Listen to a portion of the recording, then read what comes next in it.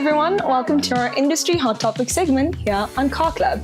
Now today we're taking the road less travelled. Quite literally, we are exploring environmentally friendly off-roading. And I have an expert with me today by the name of Tim Neary, and he's going to tell us why it's important to consider the beautiful landscapes we like to have fun on. How are you today, Tim? I'm in excellent shape, thank you very much. And I believe you said off-roading. Yes, I did. Maybe we could start and you could tell me, what does off-roading look like in the South African context? Off-roading is a lot of fun, and particularly if you are looking for old passes and old bridges, etc. There is just so much fun in it.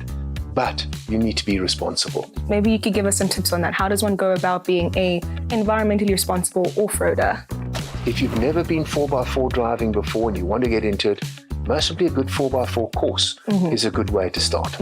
Because they will teach you at the course how to look for a line in the area you've got to drive, how to go between the rocks. And now we start playing with your vehicle, the correct tyre pressures. And there is so much more. Maintenance comes back into it again. The maintenance of your 4x4 vehicle is incredibly important because that will or could affect the trails that you're on. Learn about the animals. That's also important to be a responsible driver. What is the behavior of an animal? How do you know what's it going to do next? So these are things we need to consider beforehand, just going off-roading. Absolutely. Yeah. And we go back to the fact of pollution. Okay? Take everything away with you.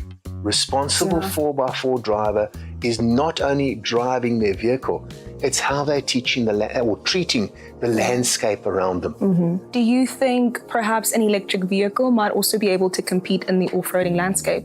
There are a lot. They in fact have off-road races with electric vehicles. But it's an interesting question. So if we take electric vehicles and we go into a game reserve, for example, animals are habituated to sound and shape. Of course, yeah. So when you're in the game reserve, you don't stand up because you are now changing the profile of the vehicle. And the animals in game reserves get very uneasy with an electric vehicle. Of course, yeah. Okay?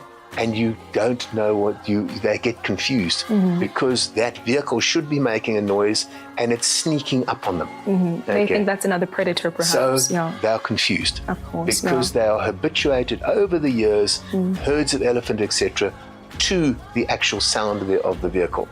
But we will see over time, a lot of organizations have wanted to go greener with their game drive vehicles. And we will start to see that over time. Tim, all your work today has been very much appreciated, and I have to thank you. Thank you very much. There you have it. There are so many factors we need to consider when we want to enjoy the wonderful, rich landscapes that South Africa has to offer.